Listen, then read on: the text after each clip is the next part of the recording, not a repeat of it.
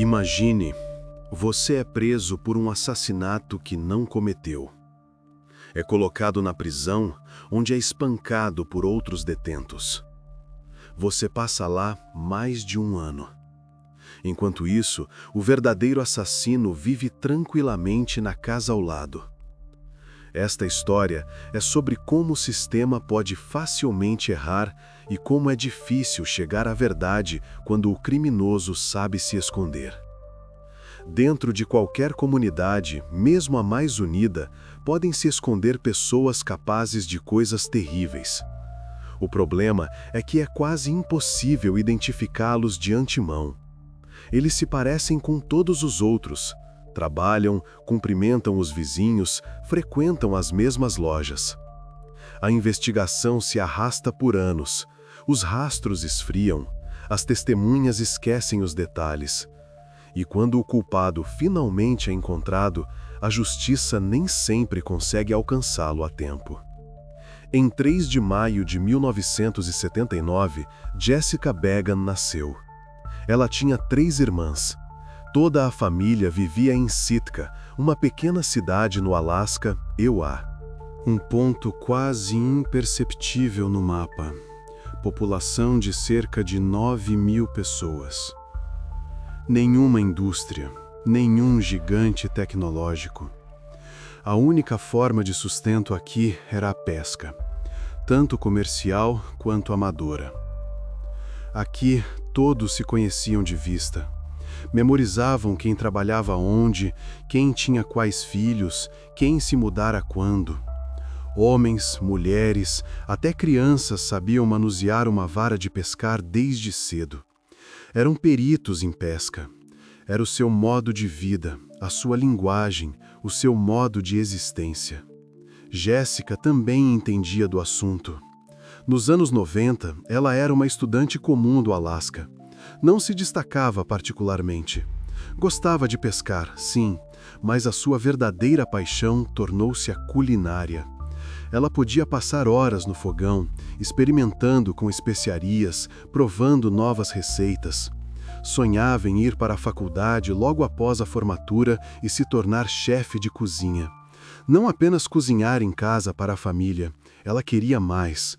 Abrir o seu próprio estabelecimento um dia, criar menus, surpreender as pessoas com o sabor.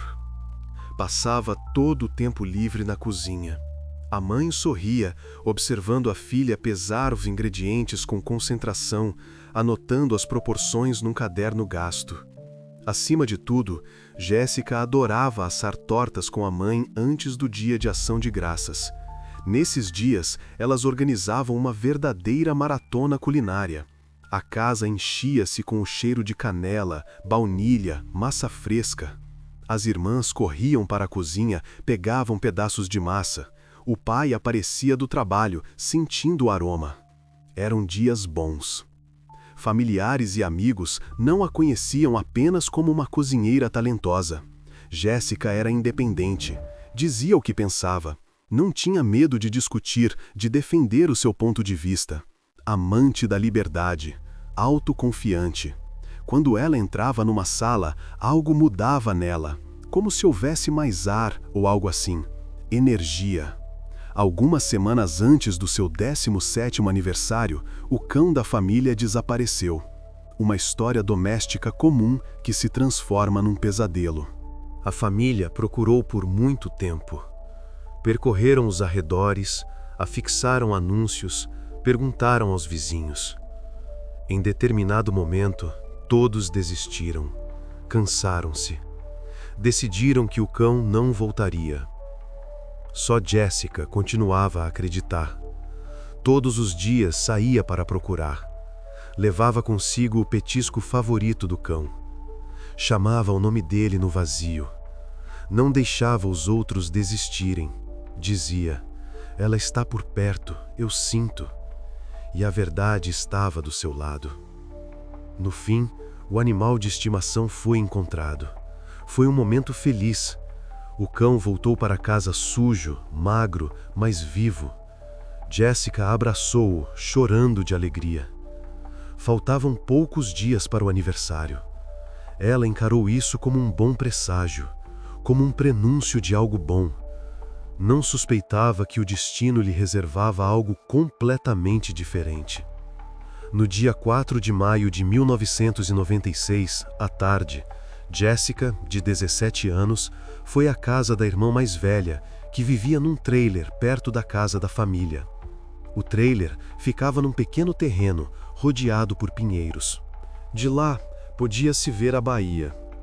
Organizaram lá uma festa para celebrar o seu aniversário. Reuniu-se um grupo, amigos da escola, alguns conhecidos da irmã. A música tocava suavemente.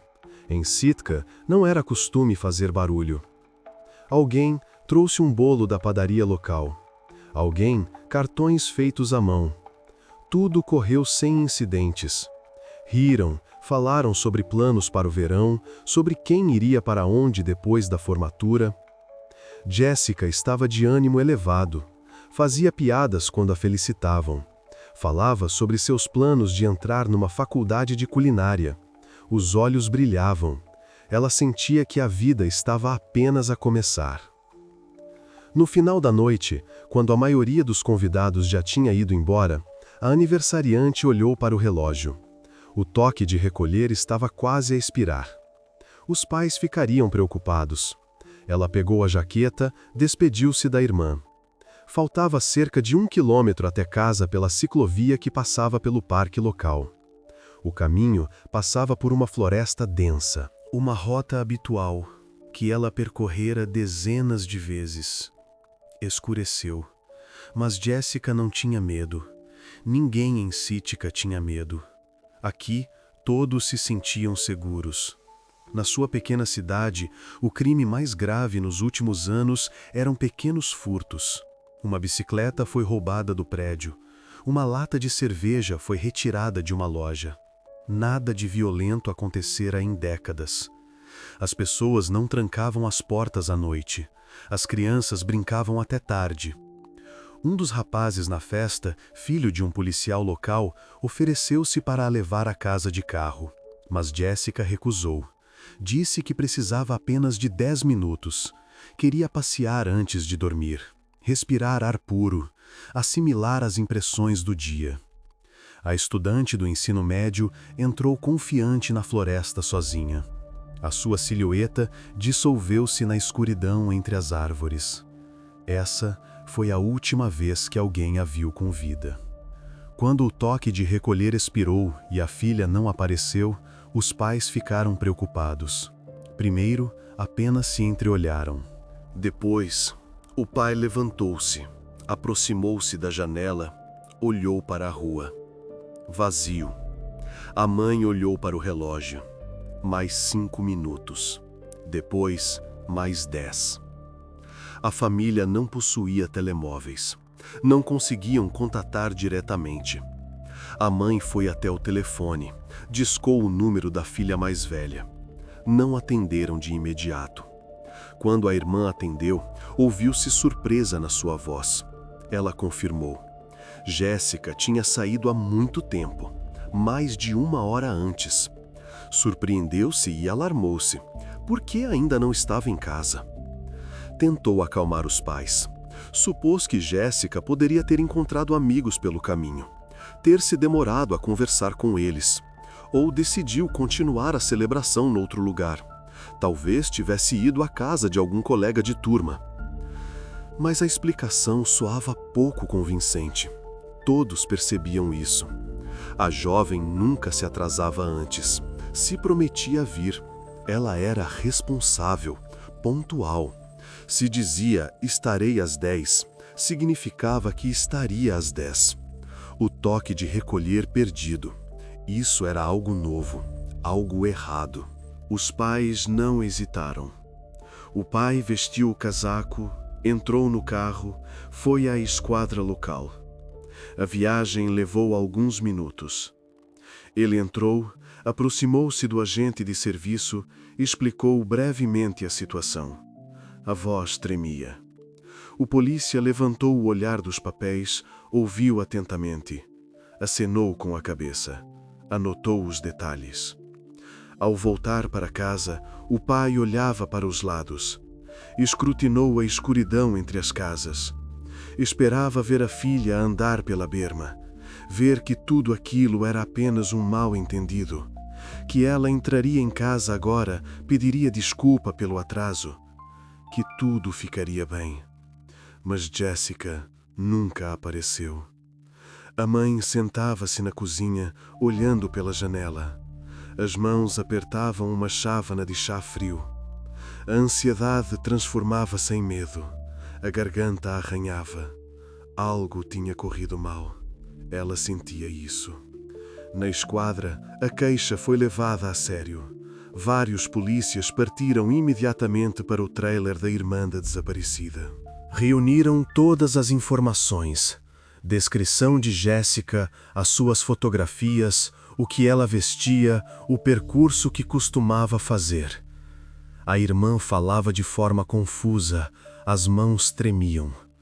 Ela sentia culpa. Deveria ter insistido para que Jessica fosse levada de carro. Não deveria tê-la deixado ir sozinha. Em seguida, os polícias dirigiram-se para a ciclovia no parque. Ligaram as lanternas. Iluminaram ao longo da trilha, perscrutando os arbustos dos lados. Rapidamente se percebeu, não a encontrariam na própria trilha. Nenhum rastro, nem objetos caídos, nem sinais de luta, nada. A zona de busca foi ampliada, começaram a vasculhar a área florestal. Moviam-se lenta e metodicamente. Iluminavam sob cada arbusto, espreitavam atrás de cada árvore. Não havia resultados. Na escuridão, tudo se tornava mais difícil. Ramos chicoteavam o rosto, o chão estava molhado após a chuva recente. No dia seguinte, as buscas continuaram ao amanhecer. Voluntários da cidade juntaram-se a eles. Pessoas vinham em famílias.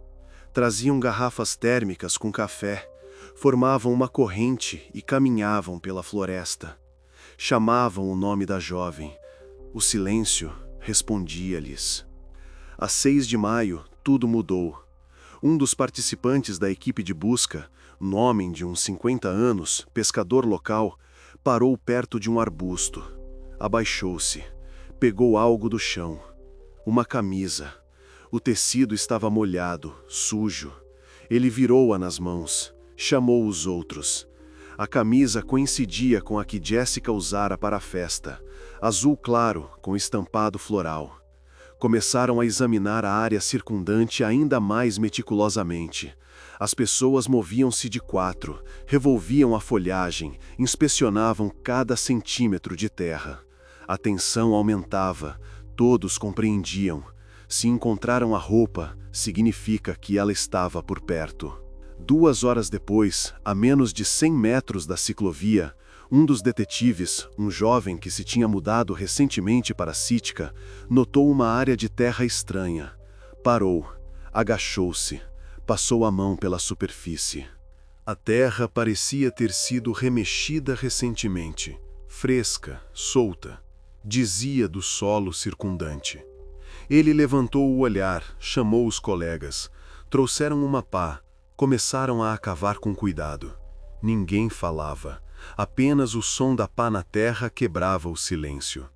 A uma pequena profundidade, talvez meio metro, descobriram o corpo da jovem, sem roupa, a pele pálida, coberta de terra e folhas, uma cova rasa. A vítima estava deitada de lado, encolhida em posição fetal. Caso contrário, simplesmente não caberia na cova. Um dos polícias virou o rosto.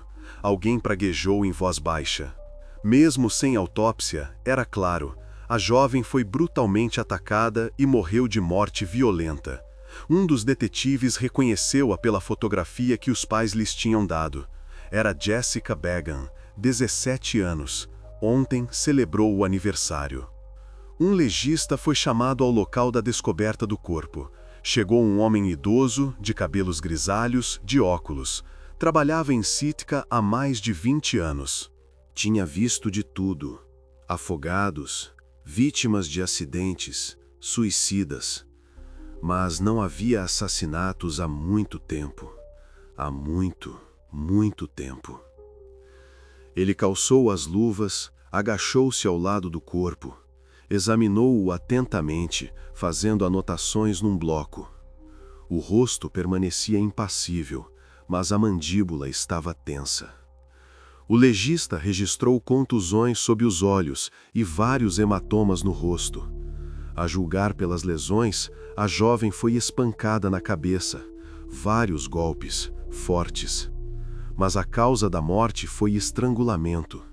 Muito provavelmente, os golpes foram desferidos para desorientar a vítima, suprimir a resistência, quebrar a vontade de lutar. Na boca e na garganta encontraram uma grande quantidade de lama, terra, areia, pequenas pedras. Poderia ter bloqueado as vias respiratórias. Possivelmente, o criminoso enfiou-a propositadamente na boca, para que a jovem não gritasse, para que os vizinhos não ouvissem, para que ninguém viesse em socorro. Segundo outra versão, ele simplesmente a empurrava com o rosto para a terra. Segurou-a até que ela parasse de resistir. O agressor não pretendia deixar a vítima viva. Estrangulou-a com as mãos. Na garganta ficaram marcas, impressões digitais, hematomas escuros. O assassino apertou a garganta com tanta força que quebrou a laringe. A cartilagem partiu. Isso exigiu um esforço considerável. De acordo com a reconstituição, Jéssica foi atacada enquanto caminhava pela trilha e estava quase a sair da floresta. Provavelmente, o criminoso esperava por ela na saída, sabia que ela seguiria aquele caminho, ou simplesmente estava lá por acaso no momento certo. Imediatamente a espancou para imobilizar. Depois, arrastou-a de volta para a floresta, a uns 100 metros da trilha. Longe de olhares curiosos. Violou-a, matou-a. Enterrou-a superficialmente, à pressa. Do corpo foram recolhidas amostras de ADN, cabelos, fluidos biológicos. Elas deveriam ajudar a encontrar o assassino. As tecnologias de 96 já permitiam isso. O principal era encontrar com o que comparar. A brutalidade do crime e a morte da adolescente chocaram todos os moradores. Quando a notícia se espalhou pela cidade, as pessoas não conseguiam acreditar. Paravam nas ruas, falavam em voz baixa. Mulheres choravam. Homens cerravam os punhos.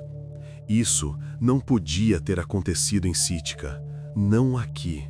Não na sua cidade. A família Bigan enfrentava a perda com dificuldade. A mãe não saiu do quarto durante vários dias. O pai envelheceu 10 anos numa única noite.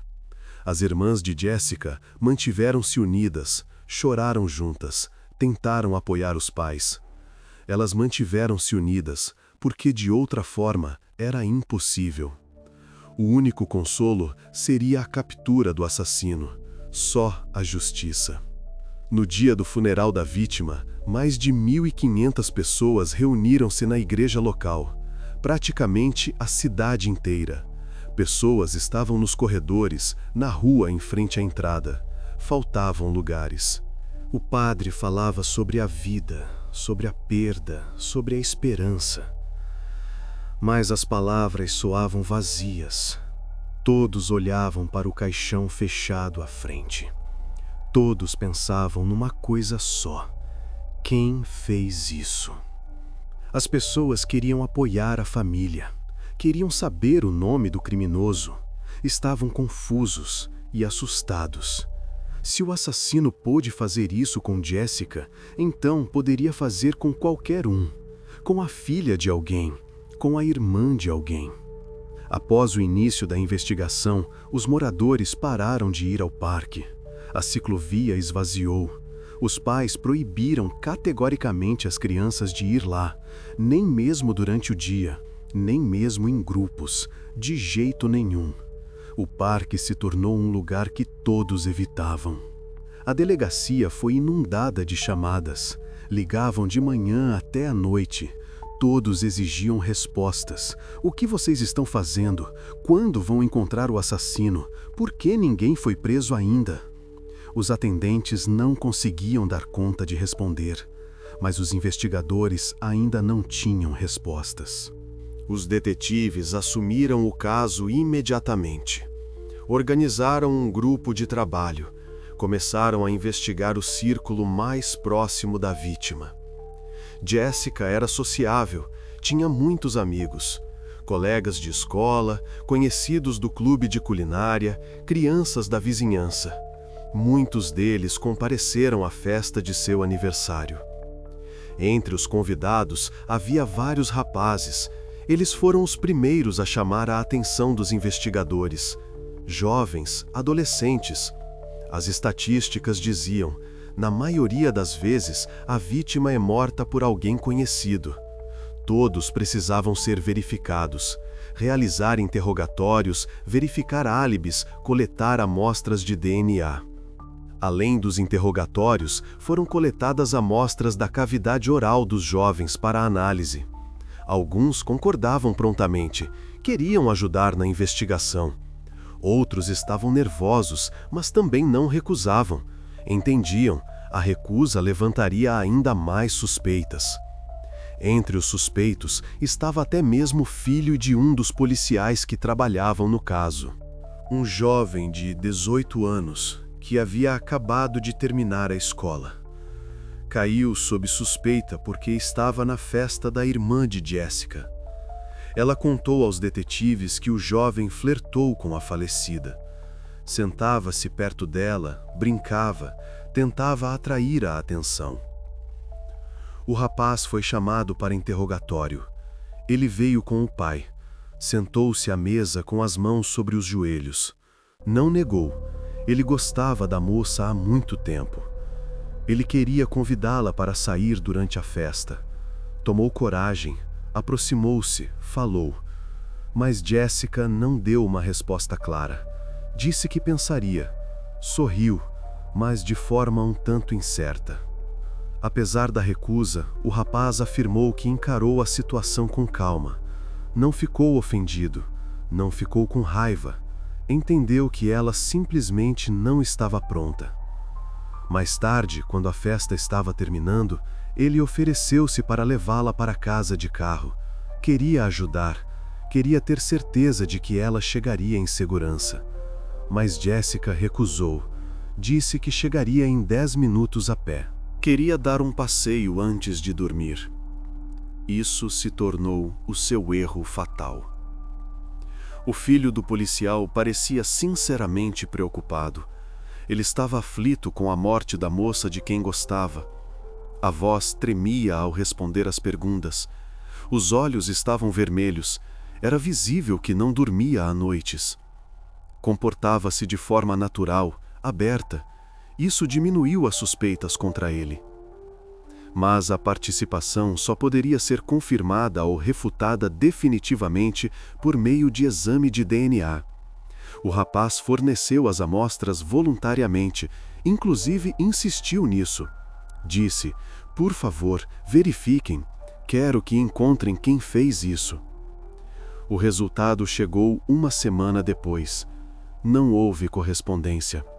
Seu DNA não correspondia aos materiais coletados do corpo de Jessica. O rapaz foi completamente excluído da lista de suspeitos. Mas estava longe de ser um beco sem saída. A polícia ainda tinha dezenas de candidatos a serem verificados. Os adolescentes com quem os detetives conversaram foram sendo gradualmente riscados da lista.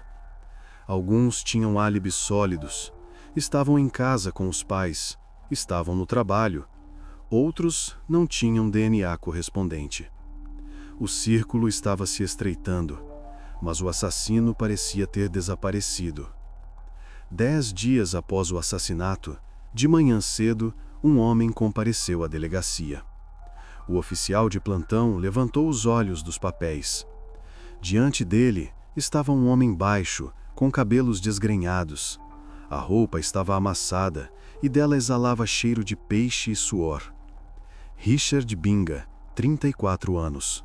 Trabalhava como ajudante em uma faculdade comunitária local. Carregava caixas, limpava o lixo, consertava pequenos defeitos. O salário era pequeno, mas suficiente para comida e bebida.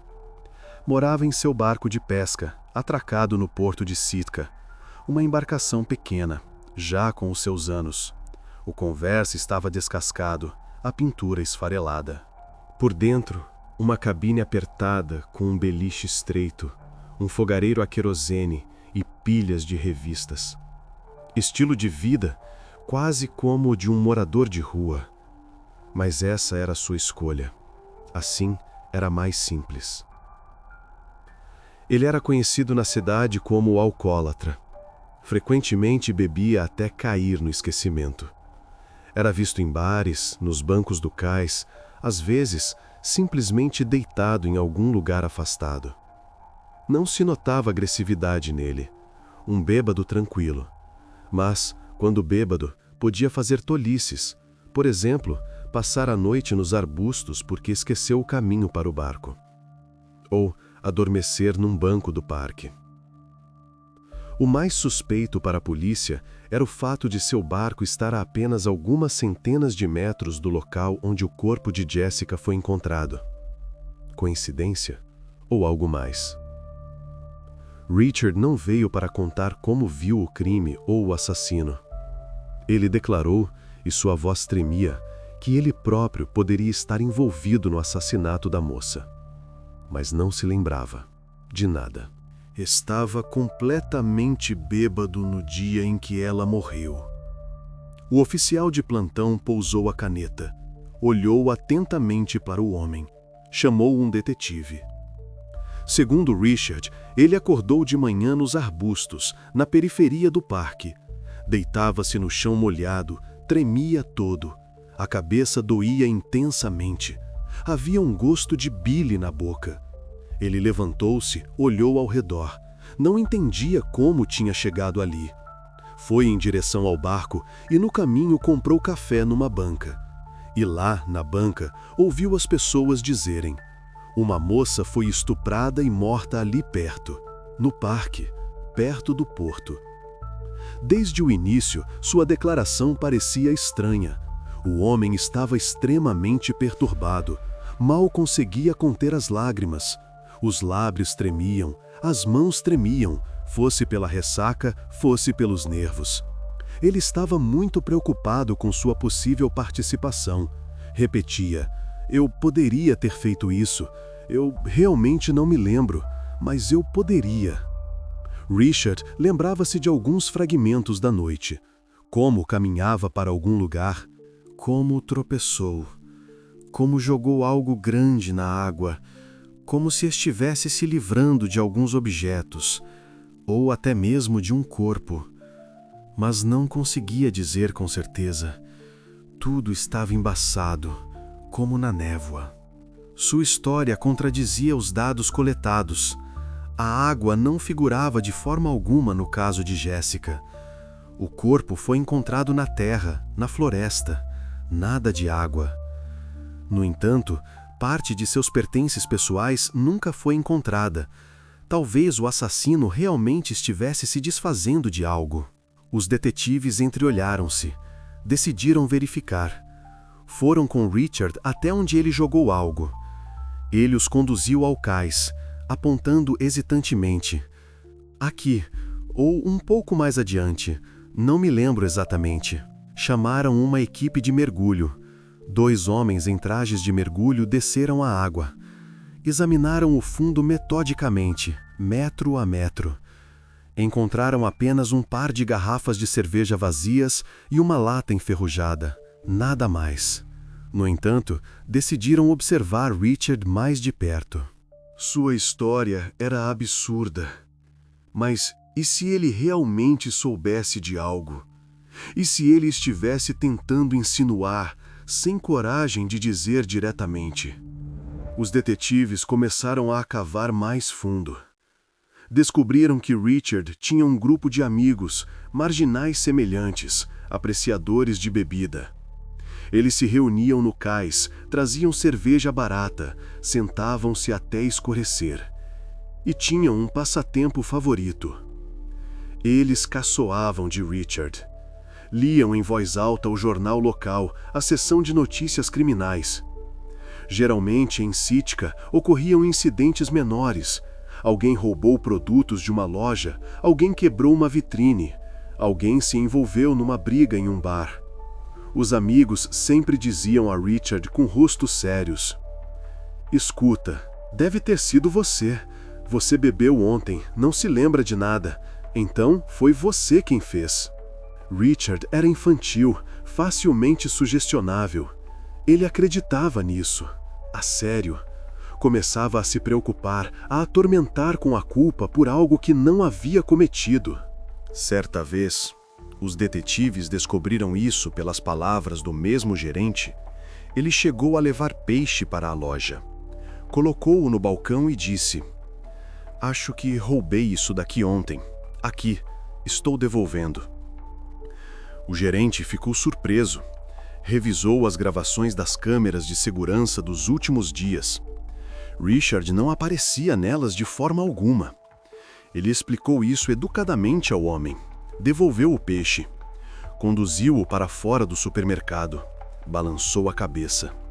Um tipo estranho. Quando souberam de Jessica, Richard mais uma vez caiu na armadilha. Os amigos aparentemente brincaram novamente. Disseram algo como: "Você estava tão bêbado ontem que poderia ter matado qualquer um. Talvez tenha sido você." E desta vez, ele levou muito a sério. Assim, ele acabou na delegacia para fazer uma confissão. O homem não sabia absolutamente nada sobre o que aconteceu com Jessica. Não sabia os detalhes. Sua história soava absurda desde o início. Apesar disso, Richard passou várias horas em interrogatórios. Os detetives tentavam descobrir a verdade. Ele estava sentado à mesa, na sala apertada de interrogatórios. O teto era baixo, uma lâmpada no teto, as paredes amarelo sujo. As mãos estavam sobre a mesa. Os dedos mexiam nervosamente na barra da camisa. Ele confessou imediatamente que tinha uma grave dependência de álcool. Bebia todos os dias. Às vezes, ficava tão bêbado que desmaiava. Em estado de embriaguez, podia cometer atos impensados e depois não se lembrar de nada. Lapsos de memória era algo comum para ele. O homem enfatizou. Eram seus amigos que acreditavam que ele poderia ter machucado Jessica. O próprio Richard insistia que mais uma vez havia bebido e não se lembrava de nada. Apenas momentos fragmentados, como caminhava para algum lugar, como caía, como jogava algo na água. Apesar da falta de convicção do relato, a informação precisava ser verificada. Os detetives pegaram a pasta com os materiais do caso. Abriram-na. Mostraram ao homem fotografias de Jessica. Ele olhou, franziu a testa, balançou a cabeça. Nem sequer reconheceu a moça. Disse: "Não sei quem é." Em seguida, pediram-lhe para descrever o que a vítima vestia. Richard tentou se lembrar. Falou com incerteza. Talvez jeans? Ou uma saia? Não me lembro. Deu uma descrição completamente errada. Nada correspondia. Richard não sabia nada sobre os ferimentos que a falecida havia sofrido.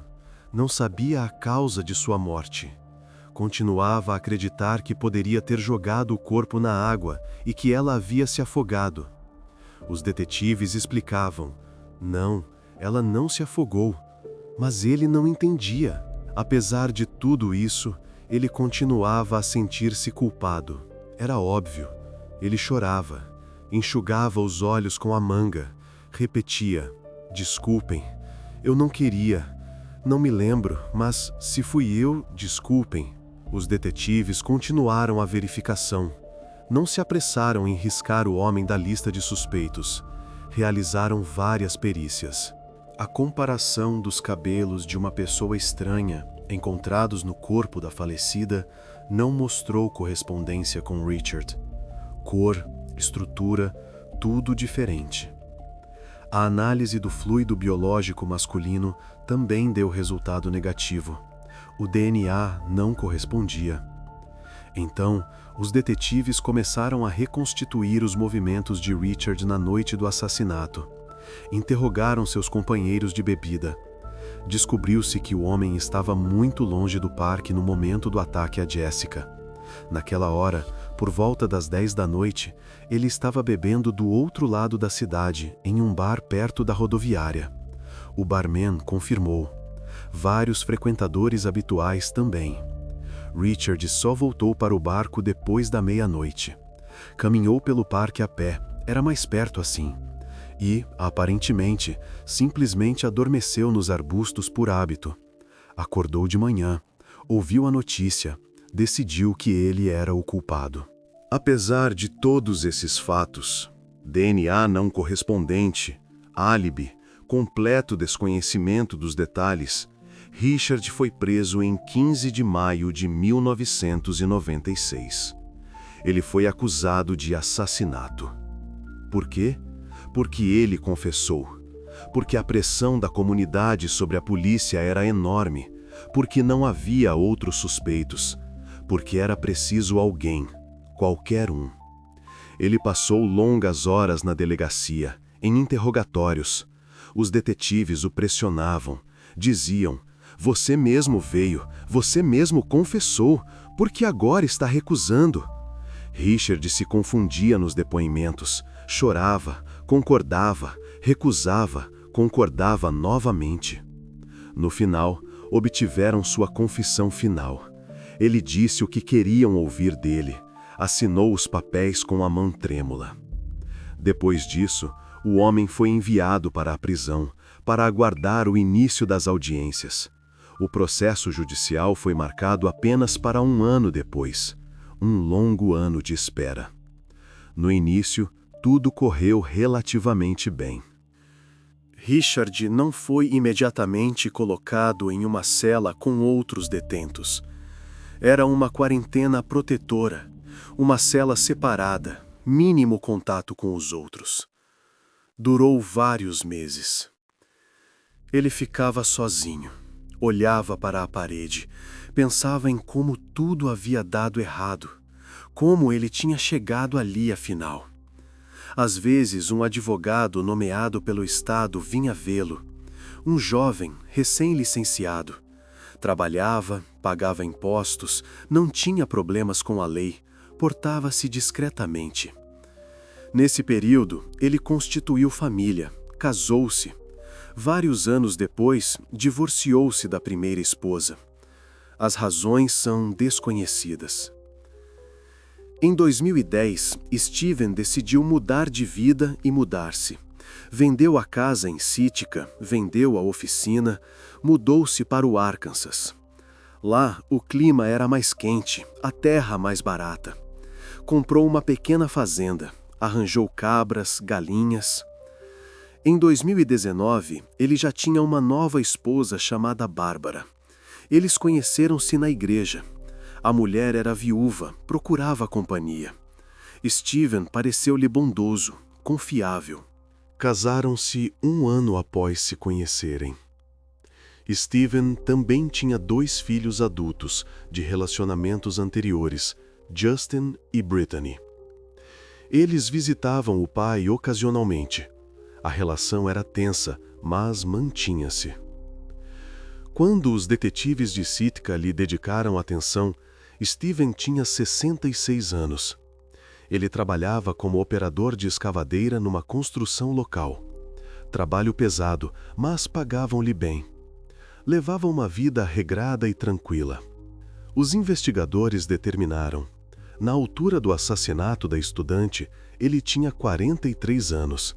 Idade, força física, tudo correspondia. Agora, tinham a certeza de que estavam no caminho certo. No entanto, era preciso estudar este homem cuidadosamente e reunir provas do seu envolvimento no caso. Era necessária uma certeza absoluta. Em 2020, detetives de Sitka chegaram à esquadra da polícia do estado do Arkansas. Combinaram um encontro com os colegas locais. Explicaram a situação. Pediram ajuda. O homem idoso, Steven Branch, era considerado culpado de um assassinato cometido 24 anos antes. Planejavam recolher informações adicionais e solicitar uma amostra do seu ADN. Para obter provas irrefutáveis, era necessário superar as dificuldades burocráticas, formalizar o pedido através do Ministério Público, obter um mandado para a recolha compulsiva da amostra caso o suspeito se recusasse a cooperar voluntariamente. Em seguida, seria feita uma análise comparativa em laboratório. Os polícias decidiram não perder tempo. Enquanto os advogados tratavam da papelada, eles tensionavam falar com Steven pessoalmente, observar a sua reação, tentar obter o consentimento voluntário para a recolha de ADN. A esta altura, tinham passado exatamente 24 anos desde o assassinato de Jessica Began. Uma era inteira. As tecnologias mudaram, o mundo mudou, mas o crime permanecia sem solução. Era domingo. Um dia claro. Os detetives foram de carro até a casa de Steven durante a tarde. A fazenda ficava na periferia da pequena cidade, rodeada por campos. Uma casa antiga com uma varanda. Ao lado, um celeiro e currais para os animais. O suspeito assistia tranquilamente a um jogo de futebol no sofá em casa. A esposa preparava o jantar na cozinha. A campainha tocou. Steven levantou-se, aproximou-se da porta, abriu-a. À sua frente estavam dois homens à paisana, com os distintivos nas mãos. Eles apresentaram-se. Imediatamente, sem longas introduções, informaram que estavam a tentar resolver um crime cometido há quase um quarto de século no Alasca. Steven paralisou. O rosto empalideceu. Estava confuso.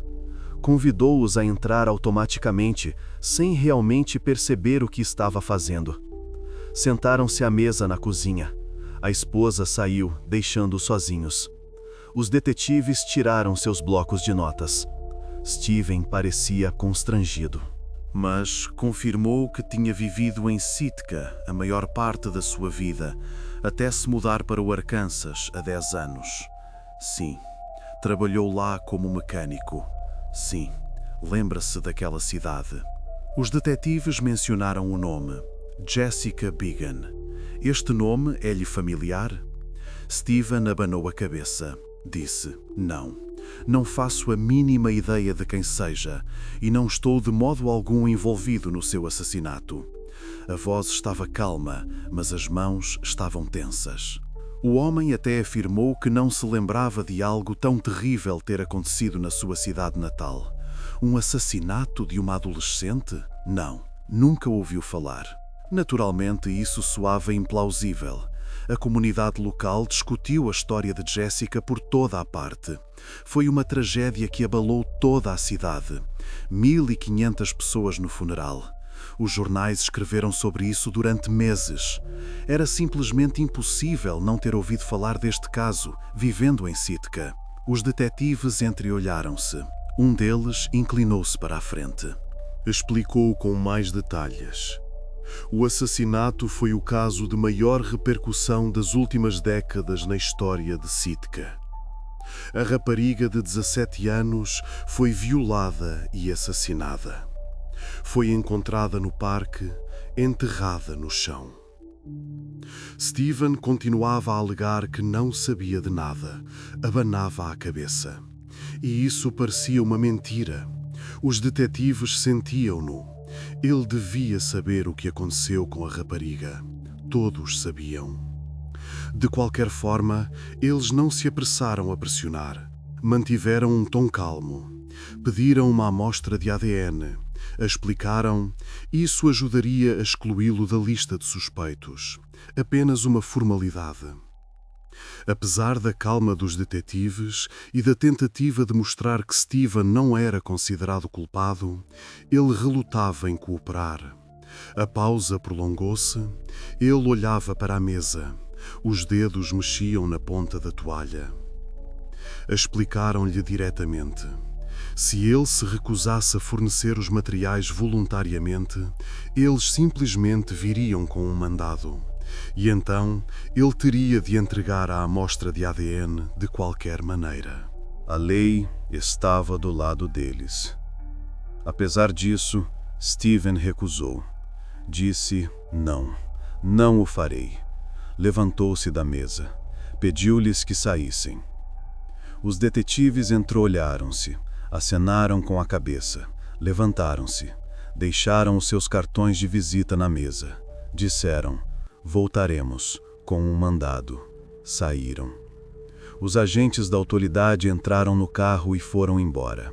Voltaram à esquadra, começaram a tratar da documentação. Tudo corria conforme o plano. O mandado estaria pronto em 1 ou 2 dias. Depois voltariam, recolheriam a amostra compulsoriamente. Análise, e o caso estaria encerrado. Mas o principal suspeito não tencionava render-se. Não tencionava esperar. Passou pouco mais de meia hora após a partida dos investigadores. Uma chamada chegou à esquadra da polícia do Arkansas. O agente de serviço atendeu. Do outro lado estava uma mulher, a voz histérica, ofegante. Ela declarou que se chamava Barbara Branch, que era esposa de Steven e que tinha encontrado o marido na fazenda. Na parte mais afastada da propriedade, atrás do celeiro. Ele tinha ido para lá no seu jipe, logo após a saída dos detetives. Ela não percebeu de início, por quê? Pensou que ele tinha ido verificar a cerca, como de costume. Mas o tempo passou, ele não regressou. Ela preocupou-se, foi procurá-lo. Encontrou-o perto de um trator velho. O jipe estava ao lado, a porta aberta. Steven estava no chão. Ao lado, uma espingarda. Um ferimento de bala na cabeça. Bárbara gritava para o telefone, chorava. Não entendia o que estava acontecendo. Por que ele fez isso? Os detetives tinham acabado de sair. O que é que lhe disseram? Ele não deixou nenhuma confissão, nenhuma nota, nada. Simplesmente pegou na espingarda de casa, entrou no jipe, foi para trás do celeiro e disparou. Por causa disso, a sua família não tinha ideia de como interpretar este ato. Seria uma confissão de culpa ou apenas medo do tribunal, mesmo que fosse inocente? Quando os detetives locais e os colegas de Sitka chegaram ao local, encontraram o homem com um ferimento de bala na cabeça. Ele já tinha falecido. O corpo estava frio. A emergência médica confirmou a morte. O local foi inspecionado. Nenhum sinal de luta. Nenhum vestígio de estranhos. Suicídio, sem sombra de dúvida. Com base no mandado obtido, que já tinha sido formalizado a essa altura, foram recolhidos materiais de ADN do corpo do falecido. Esfregaço da cavidade bucal, amostra de sangue. Foram enviados para o laboratório para análise urgente. A investigação posterior demorou 2 semanas. O resultado chegou no início de agosto. 100% de correspondência. O perfil de Steven Branch correspondia completamente às amostras recolhidas do corpo de Jessica Bigan 24 anos antes. Então, ele era culpado do ataque à rapariga. Ele a violou, matou, enterrou e viveu 24 anos com isso. Criou uma família, trabalhava, sorria aos vizinhos.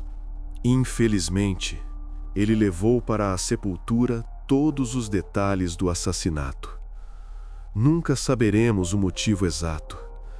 Se foi um acidente ou se ele perseguiu as vítimas intencionalmente. Jessica foi a única?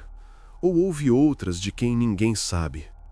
No dia 10 de agosto de 2020, o chefe da polícia de Sitka foi à casa onde vivia a família Bigan. Ele próprio, pessoalmente. Isso era importante. Ele tocou a campainha. A mãe de Jessica abriu. Viu o seu rosto, percebeu, algo tinha acontecido. Convidou-o a entrar, chamou o marido. Sentaram-se na sala de estar, a mesma sala de estar onde, 24 anos antes, esperavam por notícias da filha desaparecida, onde esperavam que ela regressasse. O chefe da polícia informou a família da vítima. O assassino dela foi finalmente encontrado. Steven Branch, 66 anos, ex-residente de Sitka. A genealogia genética levou a ele. O ADN correspondeu, 100%. A justiça não pôde ser feita. Steven nunca poderá comparecer em tribunal. Suicidou-se quando os detetives o procuraram. Não deixou confissões. Simplesmente se matou a tiro. A família recebeu a notícia de forma ambígua. Por um lado, alívio. Eles souberam a verdade. Souberam o nome do assassino.